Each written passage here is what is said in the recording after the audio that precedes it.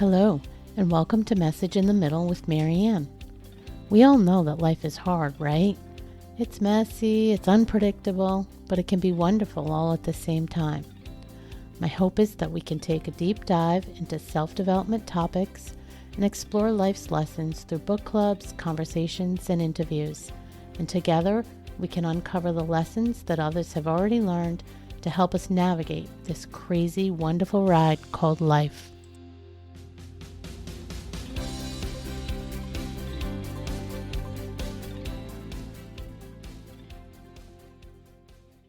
Hello and welcome back to Message in the Middle with Marianne, and today with my guest, Michelle Weidenbenner.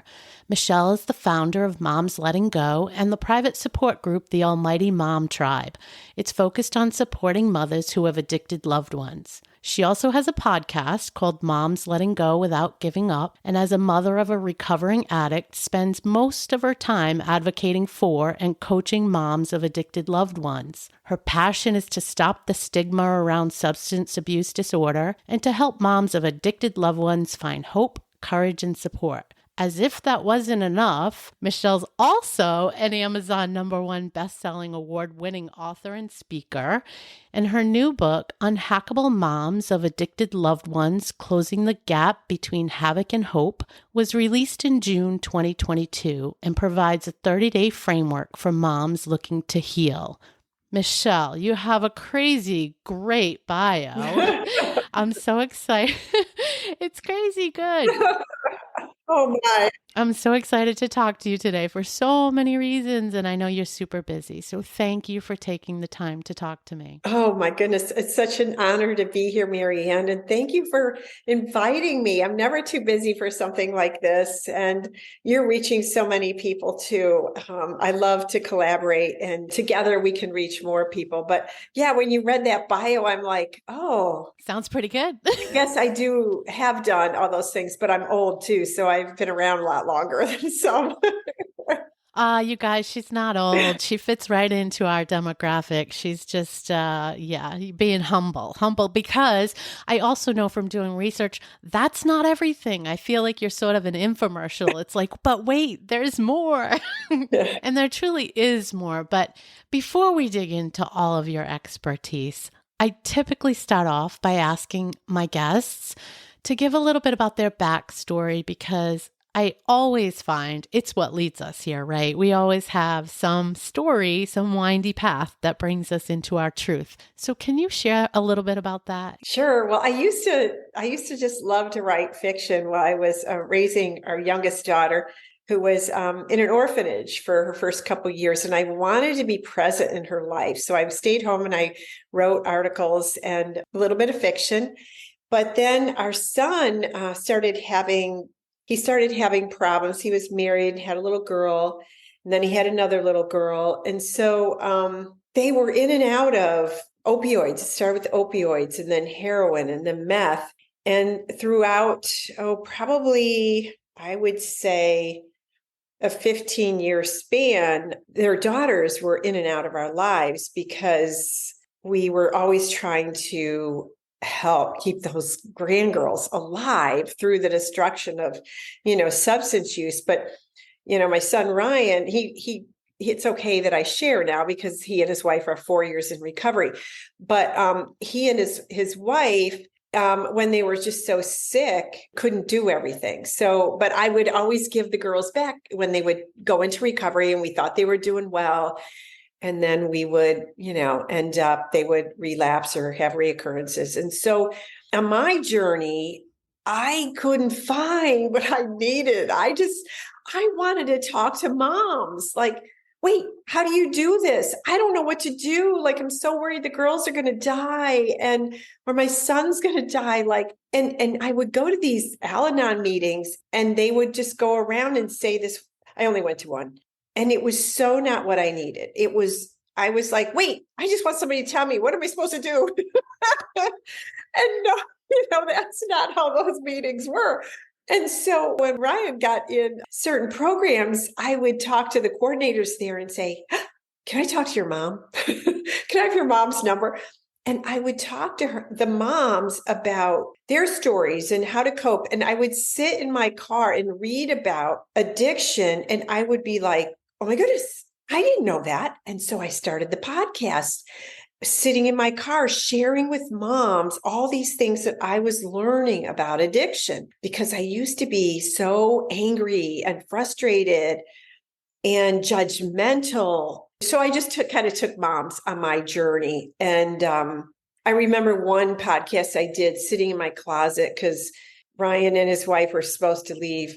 They were supposed to leave the next day for rehab. They had gotten their church to help pay for flights to go. And Ryan was caught with meth in his pocket and he was in jail.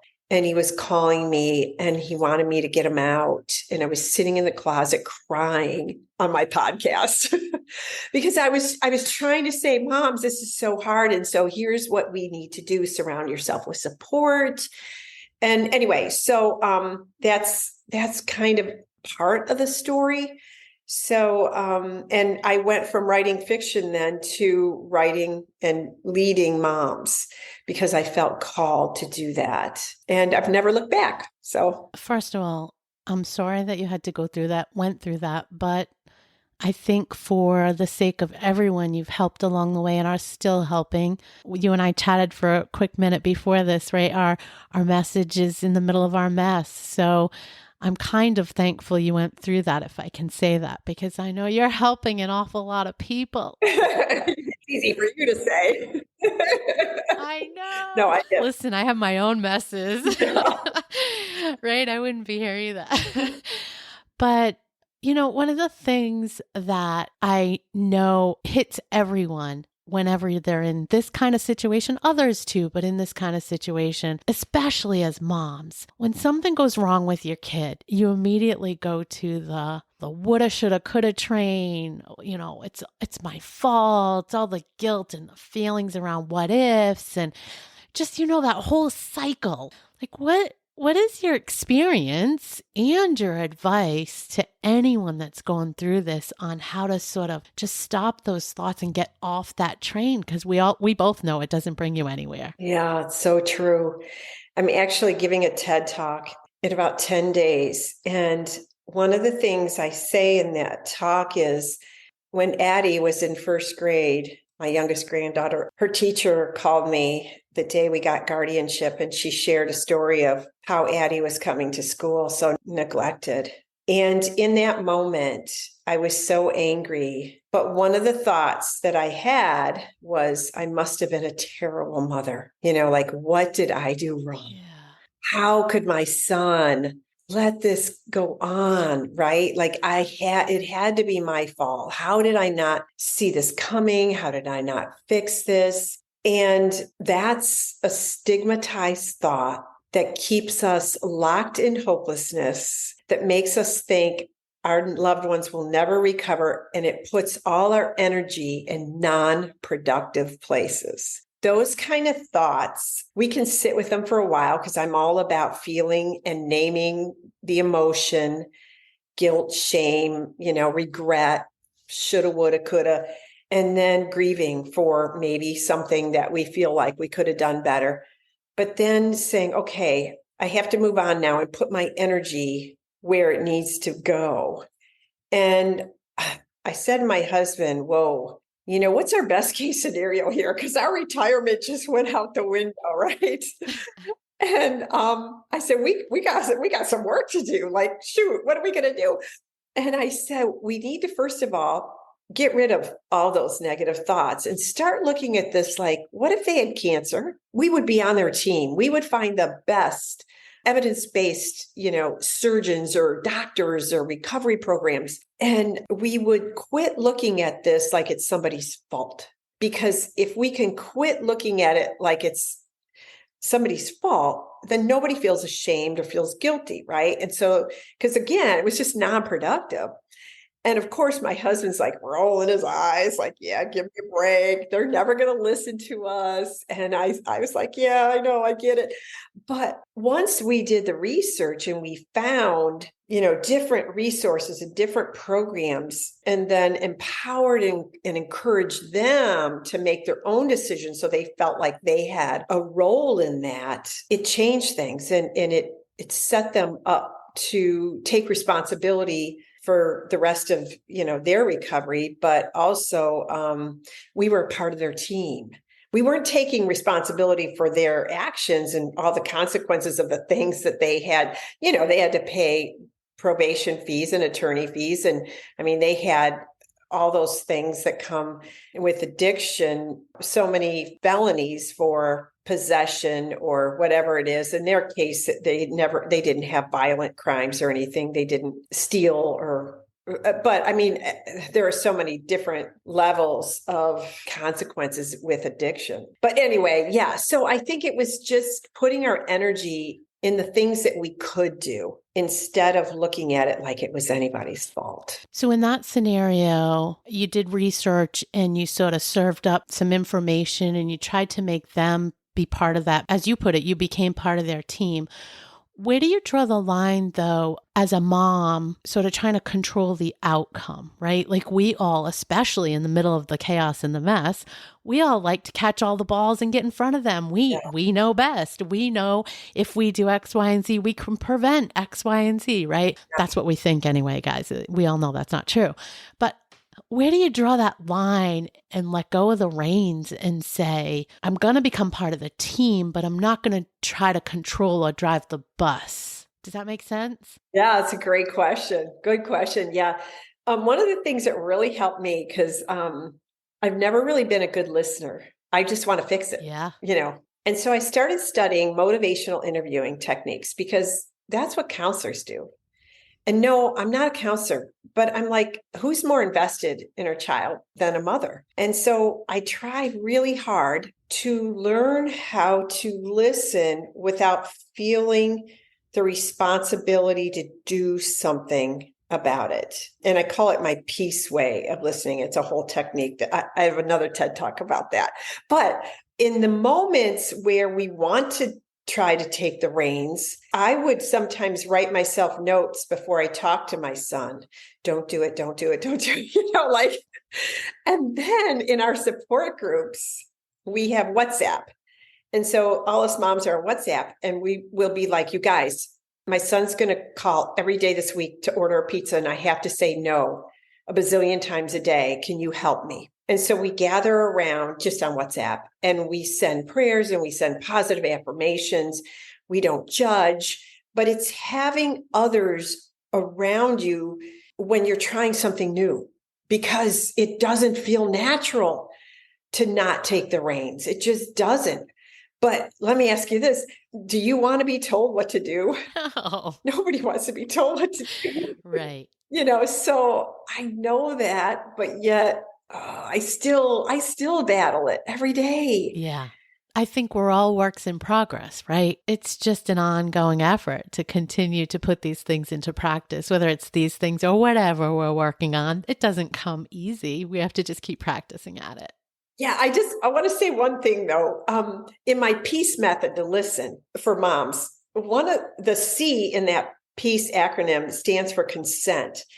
And one of the things that has helped more moms than any is just before we do interject opinion or advice or try to take the reins, we just ask, can I share a thought I had about that? Like you ask permission first. Or I was thinking about something, but I want to make sure it's okay to share that with you.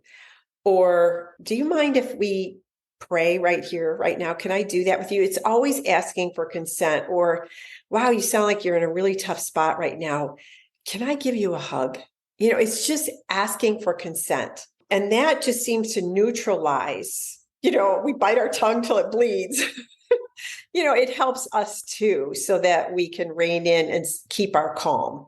I love that. I actually am sitting here thinking that technique just with grown children, forget the addiction, Right. just right? Because yes, sometimes I say my opinion when I shouldn't, and sometimes I bite my tongue. But yeah, I just was thinking about as you were giving the examples, I'm thinking, geez, if I would have just said it like that, I bet you it would have been received differently. I think that can apply across the board. And they might say, no, mom, I know what you're going to say. I don't want to hear it. And then you have to be willing to say, okay, I respect that and walk away. Yeah.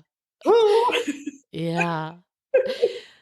So you specifically focus on moms, but I bet it applies to a lot. But let's just stick with the moms for a minute. We moms tend to get lost in our children and in our husbands and in our family and in our everything, right? And we lose ourselves in general. But then when you add something like this, like the chaos that can come, anybody that's been through or around this, I mean, this just can tear up your whole world and take every moment of your breathing, living, thought, everything. So, how do you advise people now that you talk as an expert on this? How do you advise women to sort of take back some of their time, take back some of their own life and stop being it 500 times percent focused on the child or the person with the addiction? Yeah, well, okay. So in my book, Unhackable Moms, it's a 30-day program that does just that. It says, hey, moms, here's where you're at. And in 30 days, this is where you want to be. But in order to do that, I help them find what they're passionate about. What's their purpose? What is something that they lost that they wanted to do earlier in life and that maybe they didn't get to? Or it could be something as simple as I want to take a course, or I want to finish something I started, or just an art class, or it could be one thing, and I call it a boon. So if you watch movies, it's the prize that the main character gets at the end of the movie. It's like what the whole movie is about. It's like that thing that they're holding, right? And if moms can find that focus, what is that for you? And it's kind of like your attention goes where your energy is. And if you put your energy into all the worry and all the angst over here, you're not going to stay focused on what you want to accomplish, what you were created to do, all those gifts that God gave you that are kind of laying dormant because you're so stuck, right? Yeah. And so I think it's just sometimes searching. Every day I had moms share a part of their experience and their boon in this book. And one mom I had on a call today, and when she had her first boon in the book, it was one thing.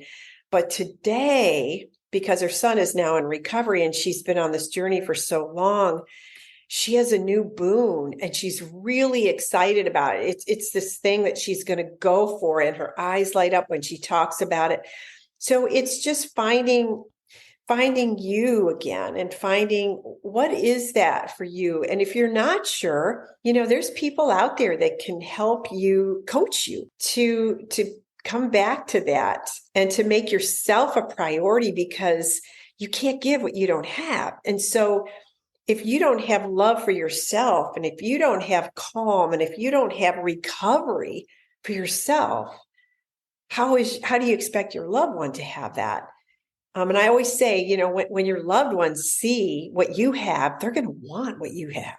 Yeah. So get well first. I love that because I think, especially, in this demographic, we all start to recognize that, well, many of us start to recognize that we lost ourselves somewhere along the way. And just in general, the happiness and the peacefulness and the fulfillment that can come from finding those things that we somehow lost along the way. I see that, and I've talked to so many women about that, but I can only imagine that in the middle of I'll call it a crisis in your life like that, right? Finding that kind of thing to kind of divert your attention to and really get filled up with, I can only imagine how much balance that sort of gives you. So I'm curious though, what have some of your moms, how have they found their focus to reestablish who they were? Like, any tips there for my moms? Yeah, so that's definitely not that's not like a target thing that I work with people on in the group, but I can tell you I do know some that have in our group, but I also have everybody that I interview, this seems to come up. And there's lots of different ways, but I think the thing that I see in common across everybody, and I've called this out on many of my podcasts, is that it typically has something to do with the things we loved back in middle school. Ooh. And if you put yourself back as that 9, 10, 11-year-old self and do an exercise of just, putting a piece of paper down and pretend you're having a conversation or looking back at that self, grab an old photo, look at it and sort of envision who you were back then. And sort of just do this like free flowing exercise of like, what are all the things you loved? As an example, and I just started doing this about 8 months ago, but I loved to write articles for the 4th grade newspaper. I loved to listen to AM radio talk shows with my mom and always wanted to be a broadcaster on one. Oh. Right. But it's not just me. Like when I talk to other people, I hear the same thing over and over and over and over. There are signs in who we are, our true who we are back in those days. You just have to look for the patterns. And if you follow it, think about those things you loved back at that age range, follow it through now in hindsight, because we're older, right? Think about all those years and you will see a common pattern that emerges. I promise you will. Everybody, I'm talking to too many people and it's there. I think it's there for everybody. Yeah, that's good. That's good. Yeah. I can't say that I was just this shy, awkward middle schooler. I don't remember having any interest in middle school, but do that exercise. Yeah. What'd you say? What? Do that exercise. Like look back, like what did you love to do? What were the things you loved to do? You didn't love to talk to people. Did you like to write? No, I don't think any for me blossomed till later. Maybe 10th grade, I took a course by a nun, and she was my favorite teacher ever. It was so fun. And it was where you would take something and make it into a movie. Yeah. And film to novel or something, film and novel, something like that. And oh my gosh, I just loved it. I could picture it. I could see it. And it's still on my bucket list to write that screenplay. So yeah. So the age range might be different, right? For all of us, but it's there. And the other thing you can think to do is look at activities throughout the years that you can get lost in. Okay. Like what are the things you really love to do that you could pass time and like hours go by and you don't feel like minutes have gone by, right? There's something in that too. Usually you find that those are the things, it might not be that exact thing, but sort of in that bucket or in that category of thing that you really enjoy. Yeah. I'm going to share that. I'm going to share that in my group. Sure. It helps people think. Yes. We journal about stuff in the groups. Helps, that's a great journal tool. So thank you for that. It is a good tool. Yeah, no problem. So one of the questions, so I think I mentioned I know a few people that are sort of going through some of this or are on the other side of this. And one of the questions that was posed to me to bring to you was, do you have any advice on trying to connect with an adult child that's going through addiction, maybe in recovery, maybe early stages of recovery, but when you feel like all the kind of quote unquote normal things you would talk about with I'll say a non-addicted child at that age, you don't necessarily feel like you can talk about, how do you kind of get past that and find that connection again? Yeah, that's a really good question too. Well, first of all, some of our moms, they have kids that are homeless and still in active use. And we still encourage them to go to the streets and go to lunch and just, see the person, meet them where they are. Even if you don't think, oh golly, they're not doing well. This is, it's so awkward, right? Because what do you say? Yeah. And I think I would try to start with common current events, maybe. Like, hey, did you see this in the news? And of course they probably didn't because their world is so different. But I was reading this the other day, or I watched this movie the other day and this happened or whatever. And I thought of you, and I remembered, share a memory, like maybe when they were younger. Not to, I guess the main thing is just to connect where they are. So, and you could even talk about, I remember when you were in middle school and you used to love to do X, Y, or Z, just like what we were talking about, right? And have you ever, do you have fond memories of middle school? Like, do you remember when you wanted to do whatever it was? Like, it's just connecting with who they are beneath those ugly symptoms of the disease. And because they're still there, even, and if they're in early recovery, your expectations, like first of all, like I have to say, when my son was, before he went away to rehab, I couldn't even see him. I couldn't look at him. I would break down because he was so emaciated. And there was a time where I had to ask my husband to take over all communication. I couldn't even do it. So first of all, it just depends on where she is in her recovery as to how it's going to affect her. And so less is more. So even if she meets this person through face, I don't know if, they're in close proximity, but even it's through, hey, can we have a weekly face time? I would love to see you and just connect. No judging, no agenda, just to see you and let you know that I'm thinking of you. Maybe you see a positive quote somewhere that you want to share. And the most important thing is to notice the positive. Remember when they were toddlers and we were like, ignore the negative. It was so hard to redirect. But you always, even when they're adults, even with my husband, like it's really easy to point out and be critical, right? But that doesn't help anything. So even if they've only been like 3 days sober, like, wow, you did it for 3 whole days. Well done. And we might inside be thinking, shoot, that's nothing. But it's just recognizing their baby steps. And that's what it is. Because at first you're like, are you kidding me? This is all they can do. But yeah, it is. And again, if you think like they had cancer and there's some kind of treatment, they're sleeping all the time and they're wiped out. They are sick. They are really sick. And so I think that question is a really good question. And I hope I didn't say too much, but start where you are and build it slowly and don't have any expectations, but keep your boundaries. And if your son or daughter is not, oh, I can tell today's not a good day, but that's okay. We can do it another day. Or if they're disrespectful, well, I'm just going to choose to end this call right now because nothing productive is going to happen, but I love you and we'll talk again soon.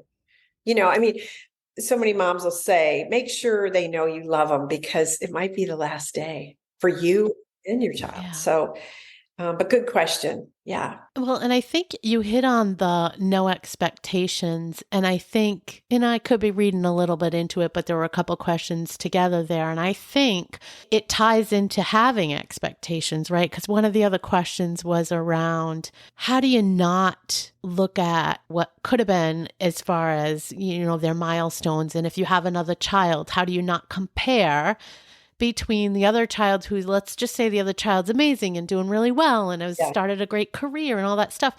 And how do you sort of not, even if you don't do it verbally, how do you not do it in your mind to do the comparison? And I think all of that ties into letting go of the expectations, right? Yeah, no expectations. But even if you think about, if I'm some billionaire successful person and there's a homeless person over there, who's more valuable to God? Like, no, I mean, there is no discrepancy. Like your child is loved by God. I'm a person of faith. I hope that's okay. Yeah, it's fine. Everybody believes what they believe, but yeah, it's fine. Yeah. Yeah. And so for me, that just helps make it equal ground, but also to make sure that I see a lot where moms will talk to the well child about the child in substance use. And that's really dangerous. And I know that wasn't your question, but sometimes we vent to our well child, and then it puts them in an awkward position with their siblings. So just, another really good reason to be in support, because then in support group, you can tell other moms and it's, not going to damage the relationship between siblings. But no, it's human nature to look at your kids and think, oh gosh, I wish they had this. But even that homeless kid, one of my moms with her homeless kid, he's happy. Like, this is all he knows, and he doesn't understand why his mom isn't happy for him. You just have to meet them where they are. But it's not easy. It's just not. I don't know if that really helps answer the question. I think it does. I mean, listen, I don't think there's black and white answers to any of this, but I mean, the common theme is to make sure you have a really strong support system around you. I hear that loud and clear. And I think the rest, there's a lot of gray. There's a lot of gray in what works in different levels and different situations. So it's not a one size fits all. I do have another question from that same person. If you've done a really good job at drawing boundaries, which you talked about, and not enabling your child, but you have other family members, whether that's a divorced spouse, a grandparent, whatever, who is still enabling. You guys can't see her face, but her face just said it all. How do you deal with that? Because I'm sure it strains both relationships, really. Any advice there? Yeah, I think education is key. I think I would sit down with the other person who's enabling and say, I know you love our daughter, our son too, and I want to be a team, and I'd love to have a team approach to this. And I saw this video, and I'd really like you to watch it. Is it okay if I share this with you? Can I send you this? And just to break the ground there. So Dr. Nicole Labor, Labor, just like when you're pregnant in labor, she used to be, I think it was addicted to opioids or heroin. And she recovered and became an addiction physician. She's an MD. I think she's an MD. I don't know if she's a DO, but she's a doctor. And she has YouTube videos where she explains the neuroscience of addiction as a disease. And I don't know her. I'm not promoting her. Like, I tell so many people in my group, because here's the thing. That person who's enabling doesn't understand. Okay. They don't. Because if they did, and they saw it as it truly is and understood the science of it, they would understand the importance of the person taking the consequences of their actions as quick as possible, because the longer that goes on, the deeper into the addiction they get, and the harder it is for them to recover. The brain just becomes more and more damaged, right? And so I think it's forming, and it might be really hard. You might not like this person. I mean, you can't control somebody else, but it's coming together for the good of the sick person. It's just coming together and you have to think, I'm doing this for my child. And all you can do is try. And if it doesn't work, if you can't educate them, if they don't want to learn, nothing you can do. You just have to control where you are. Yeah. Which in itself is challenging, because not enabling someone you love is right. It's a challenge because, we want to save them, and you want to make them land softer. And I know that that's not the reality, but I also know that it's hard not to do that in the situation. But I will say, this is really important too. As a mom coming from this, I can't tell you how many people said to me, don't enable him, don't enable him. I got so tired of that word, so tired. I got tired of people saying, well, just maybe he hasn't hit his rock bottom. No. That's death. Like, it's okay to be on his team. Just because you love him and you want to be on his team doesn't mean that you agree with the substance, doesn't mean you're going to take responsibility for his actions. But like I just told a mom just minutes ago, her son's in jail and he's going to be getting out. Okay. And she doesn't know what he's going to do. And I said, find the resources now, transitional living, do the work, find all those resources for him, make the phone calls, get the phone numbers, and communicate that with him, be on his transitional into society team. That's not enabling. You can do that. There's nothing wrong with that. If he had cancer and he needed to find a rehabilitation place in the meantime to learn how to walk again, you would do it. So I think moms sometimes get so worried. Oh, is that enabling? Should I do this? Should I not do that? Yes, you're in essence taking responsibility for he's in jail or prison, but he can't do the work to go to the next step. He is sick. It just helps me kind of differentiate when it's okay to help and when it's not. Well, and in that example, in my head, I'm thinking, if the person is, in your example, in jail, on their way out of jail, asking for help and saying, right, I don't have a place. I don't have the ability to reach out and connect and find a place. Can you help me? So to me, I would draw the line that that's not enabling, because they are asking you, can you be part of my team? I'm trying to do this. Yeah. Versus them planning to go back on the street, not caring in the world what happens to them, and you saying, I locked it down. This is the place you're going. This isn't right. To me, there's a total difference in those two things. I always say, what do they want to do? Right? What do they want to do? Yeah. Yeah. But sometimes they don't ask for help because they feel so ashamed and they feel so rejected. They might not ask for help. So again, here's where you can use your C, consent. Hey, I have this idea. Can I share it with you? I was thinking about transitional homes. I've heard about those.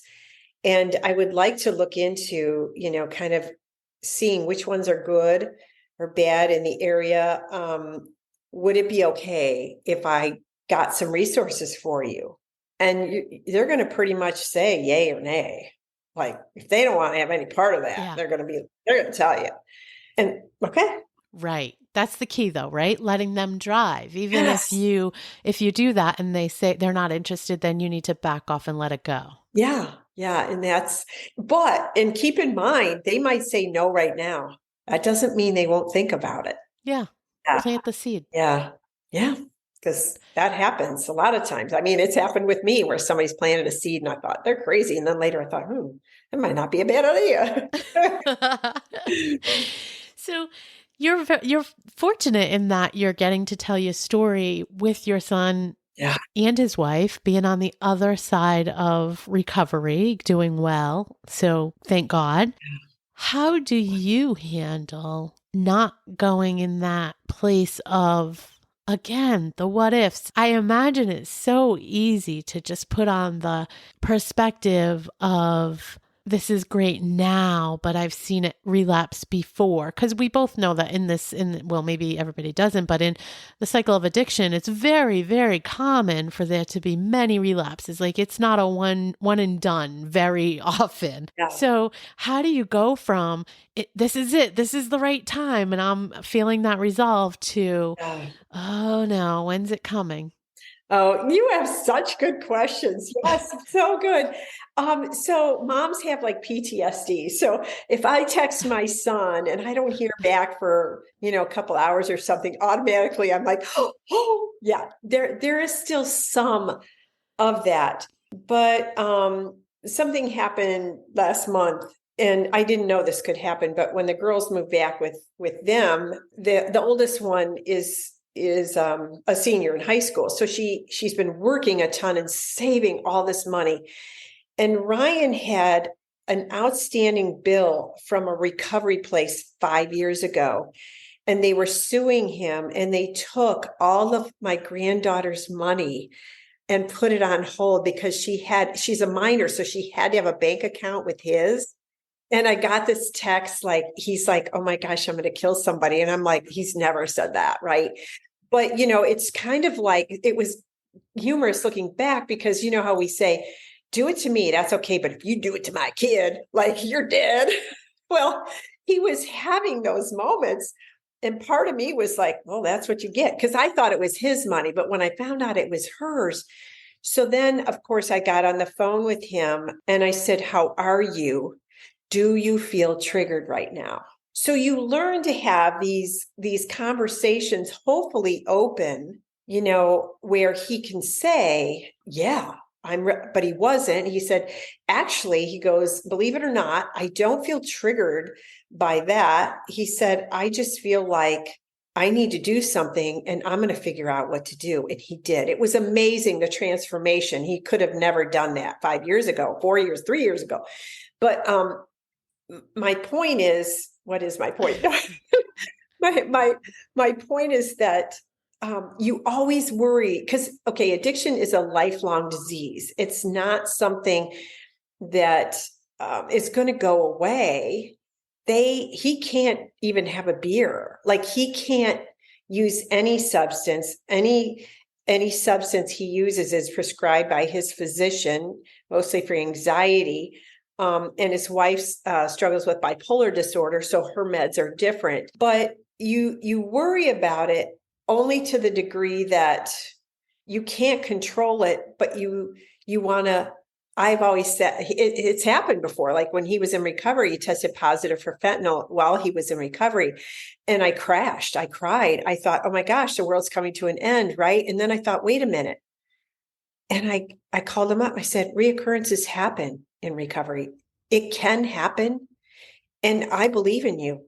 I just get back in. You know what to do.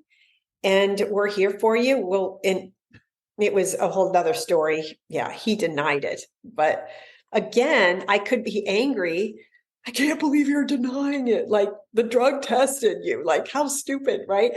But for whatever way he was coping with his way, I had to cope with it my way. And I think, again, it's expectations. No expectations. Yeah, expectations and meeting them where they are. I keep hearing that as a theme too, because in that example, when he is denying it, and you know, but you met him where he was and just gave him that little pep talk and then leave it to him. Boy, you've learned a lot. Now, ask me if I slept that night. Right. And we started this episode, right, with the sort of joke on easy for me to say that, I'm glad you went through it. Of course, I'm not glad you went through it. I wish nobody had to go through it. But the amount of things that you've learned and now are so well spoken and able to share and support so many other people. I mean, I've learned a lot. I've intentionally put myself in places to learn. So I don't know it all for sure, but I tell my grandkids, like, when I'm dead, like 100 years from now, I believe society will look back on the way that we handled substance use in prisons and jails and be horrified. It's like, it's not that I don't think there needs to be accountability, right? But I can't tell you how many moms are trying to get their kids want to get well, and they're just can't find openings, or they can't find the right treatment centers that are working. But it's coming. Yeah. I call myself the chief hope builder, and I'm telling you, it's going to change. And 100 years from now, we'll look back on this and say, thank goodness that we treat people more humanely now. I love that. As we start wrapping up, because I don't want to steal your whole day, though I could talk to you forever. What's your one piece of advice, like the golden piece of advice, if you could only give one piece of advice for somebody going through this addiction journey with a loved one? What would that be? I think it's just to educate yourself on the neuroscience, what happens to the brain. Because when you understand the brain and what happens, it takes away all your blame of thinking that maybe you did something. It takes away the shame. It makes you see your person totally differently. Moms will say, I can't believe he can't do this for his kids or for his mom or anybody. No, it's not about that. They can't even do it for themselves because in their brain, it's saying in order to survive, you have to use this.